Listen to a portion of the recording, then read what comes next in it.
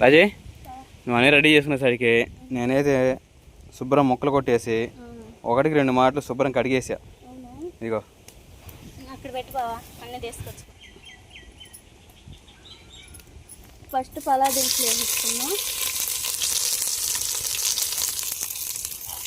అదేవిధంగా ఉల్లిపాయలు, పచ్చిమిర్చి. ఎంతవరకు వచ్చింది? ఇదిగో మొత్తం అయితే ఎగుతానే కరివేపాకు కూడా వేసేసుకొని ఒకసారిగా మొత్తం కలిసి వేసేసుకున్నా.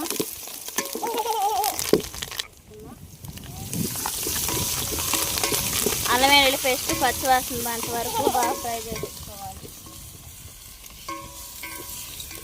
నాటుకోడి పులావ్ అదిరిపోవాలి రాజే. విజయమ్మ తిని సూపర్ అని చెప్పాలా.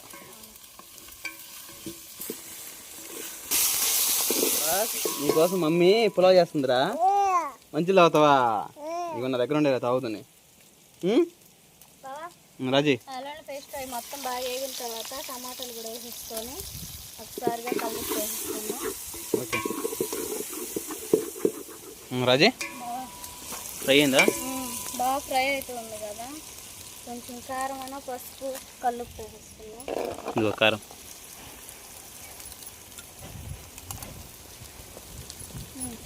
నెక్స్ట్ పసుపు అని కల్లుప్పు.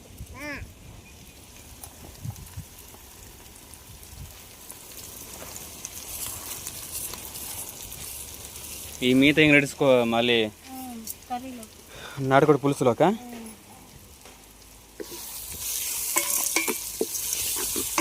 మొత్తం ఒకసారిగా కలిపి వేసుకొని చికెన్ ముక్కలు వేసేసుకున్నాం. నాటుకోడి ముక్కలు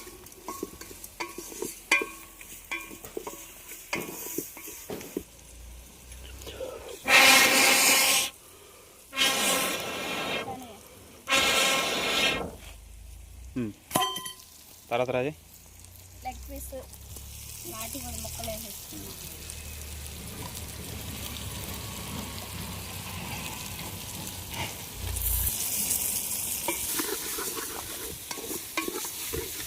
నాటుకోడి ముక్కలు అనేది ఏంటంటే బాగా మసాలాలు బట్టి బాగా మొగ్గాలి.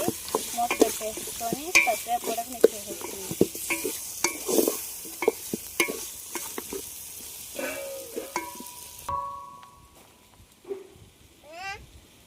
కొంచెం కొత్తిమీర వేసుకొని మూత పెట్టేసుకున్నాం.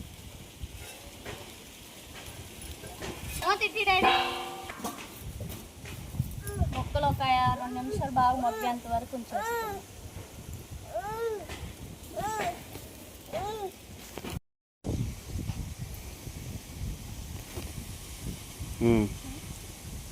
కర్రీ అయితే మగ్గిందో లేదో చూసేసుకున్నాం.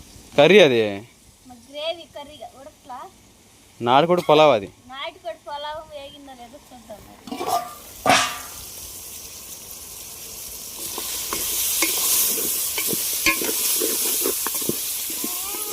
మనకి బాగా మసాలాలు బట్టి నాటుకోడి లెగ్ పీస్ చూడండి ఏ విధంగా ఉడికిందో. అదిగండి ఈ విధంగా ఉడికేసిన తర్వాత చేతుల పనిగా లేపుతా.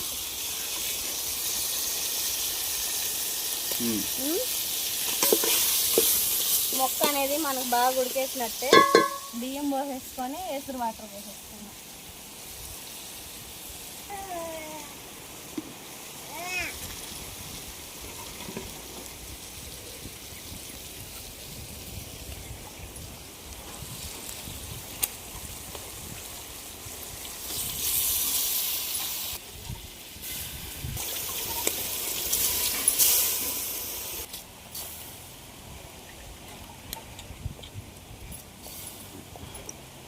రాజీ నాటుకోడి పులుసు రెడీ అయింది. ఎంతవరకు అవుతుంది చూడు. ఉల్లిపాయలు వేసేద్దామా, తిప్పేద్దామా? ఇప్పుడు దాకా షార్ట్స్ చూస్తున్నామండి. అంటే నాటుకోడి పులుసు ఎలా చేయాలని చెప్పేసి రాజకుమారి నాటుకోడి పులావ్ చేసింది కదా, అది ఎంతవరకు వచ్చిందో చూసేద్దామా? చెప్పే రాజీ. అలా స్లాంగ్ బాగుంటుంది రాజీ. ఏ సగం పాటు ఉడికేసింది, ఈ మొత్తం తిప్పేసుకుందాము. లెగ్ పీస్ ఉడికిందా లేదు రాజీ? లేదు లెగ్ పీసు పలవలో కలిసిపోయిందా?